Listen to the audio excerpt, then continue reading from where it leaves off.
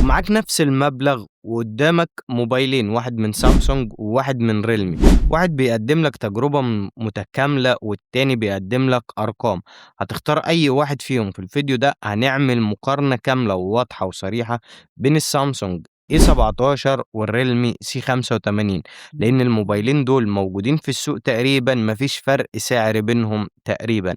بس نصيحتي ليك كمل الفيديو للنهاية لأن في فروقات هتصدمك. ويلا بينا، بس لايكك الجميل واشتراكك ويلا بينا. أول حاجة هنا وهي التصميم، الخامات في الجهازين جاية من البلاستيك سواء ظهر وفريم، لكن بالنسبة للمقاومة عندك الريلمي جاي بشهادة مقاومة ماء وغبار IP68 و IP69K بعمق 6 متر لمدة 30 دقيقة، ودي حتى الآن تعتبر أعلى شهادة مقاومة للماء.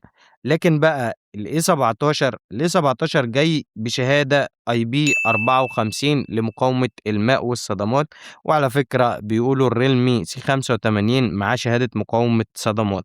خلاصة التصميم بقى، الريلمي C85 أتقل في الوزن 212 جرام، و يا ريتك تركّز معايا في كل نقطة عشان هتعرف من خلال النقاط اللي هنتكلّم عنها هتختار أي موبايل، وإمتى هتاخد الموبايل ده وإمتى هتاخد ده.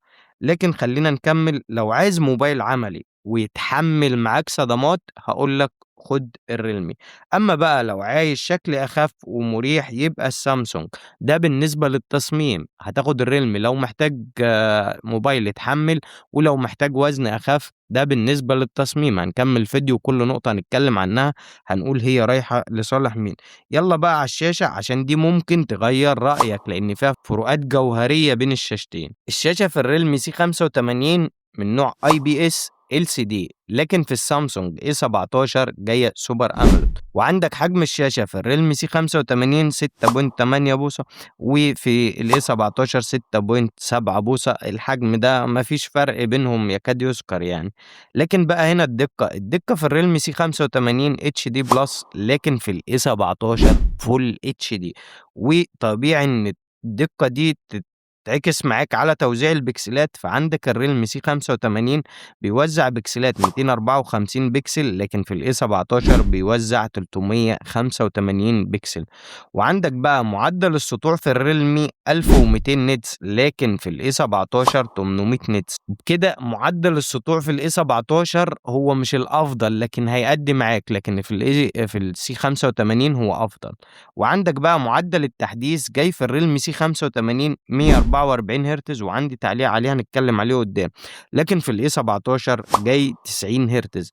خلاصة الشاشة بقى، بعيدًا عن شكل النوتش اللي موجود في شاشة الA17، يعني تصميم الشاشة نفسه الA17 ده مش عاجبني أنا عن نفسي يعني، بس إن شاشة الRealme C85 أعلى بالتردد ال144 هرتز، ودي حاجة قُلت لك هنتكلم عليها قدّام. لكن السامسونج A17 بقى أعلى في النوع وأعلى في الدقة اللي هي Full HD، يعني مع لإنها أقل في التردد بس هي الأعلى في الدقة، وما دام أعلى في الدقة هتكون أعلى في توزيع البكسلات، وده هيدّيك وضوح أعلى. ونقطة ال144 هرتز هنتكلم عليها في نقطة المعالج. خلاصة الشاشة زي ما أنا باقول لك، لو هتشتري موبايل منّهم علشان الشاشة هارشّح لك شاشة الA17 بعيدًا عن شكل النوتش الموجود فيها. تعالَ بقى للأداء والمعالج. الأداء والمعالج هنا الRealme C85 جاي بمعالج من Qualcomm وهو Snapdragon 685. المعالج ده كويس لكنه أضعف من الHelio G99 اللي جاي في السامسونج A17.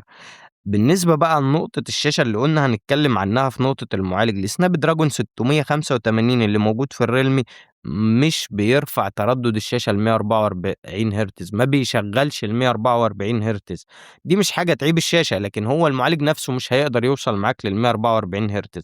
خلاصة المعالج والأداء، السامسونج أقوى في الألعاب والاستخدام التقيل، لكن هو مش الأقوى على الإطلاق. خلّينا نكون متفقين، هو الHelio G99 مش الأقوى في الفئة السعرية دي يعني، لكن هو أقوى من المعالج اللي موجود في الRealme C85.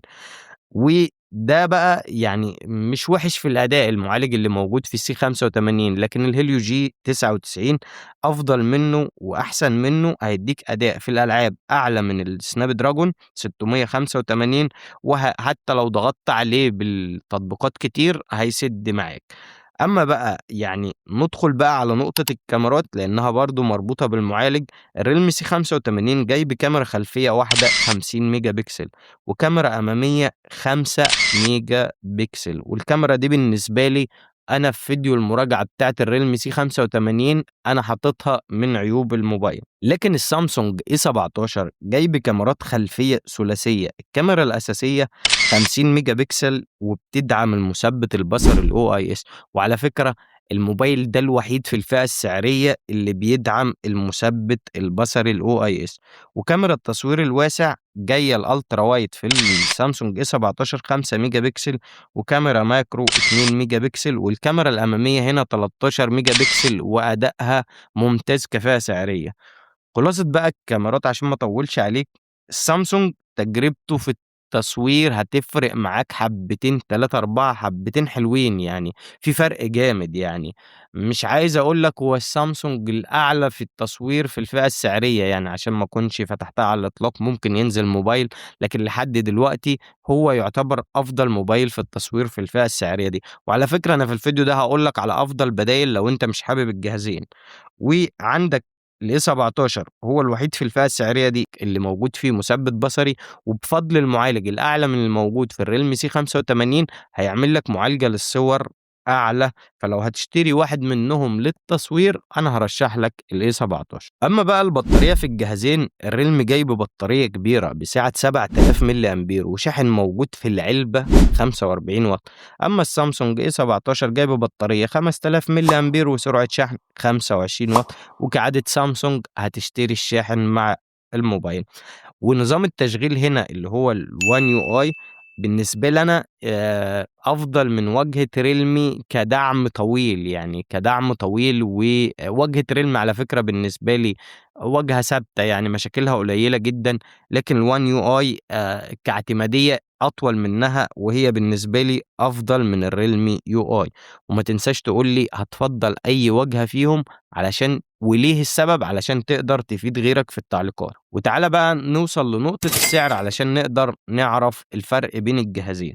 الC85 وقت تصوير الفيديو النسخة ال8 256 عاملة 11,700 جنيه بما يعادل $200 تقريبًا يعني، والعلبة كاملة علشان إحنا بنقول السعر فأنت هتشتري مع السامسونج شاحن، فإحنا هنضيف ده على ده عشان الفرق يكون واضح.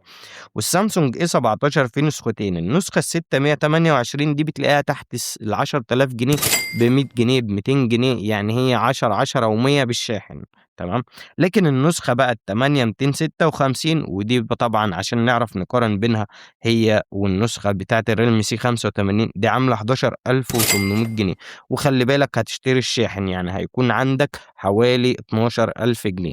يبقى كده عندك الفرق بين النسخة ال8 256 من الRealme C85 ومن السامسونج A17 الفرق تقريبًا هيكون بالشاحن اللي هتشتريه مع السامسونج هيكون حوالي 300 جنيه أو 400 جنيه، بس ال300 جنيه أو 400 جنيه هتاخد بديل ليهم معالج أعلى، كاميرات أفضل، هو الRealme C85 بيتفوق على السامسونج في نقطتين 2 من خلال التجربة، البطارية وسرعة الشحن، وعندك مقاومة الصدمات ومقاومة الماء. فأنت نصيحتي ليك بقى تعالَ أمّا أقول لك النصيحة والخلاصة، لو عايز بطارية أكبر وتحمُّل صدمات ومقاومة ماء وغبار، هاقول لك خُد الRealme C85.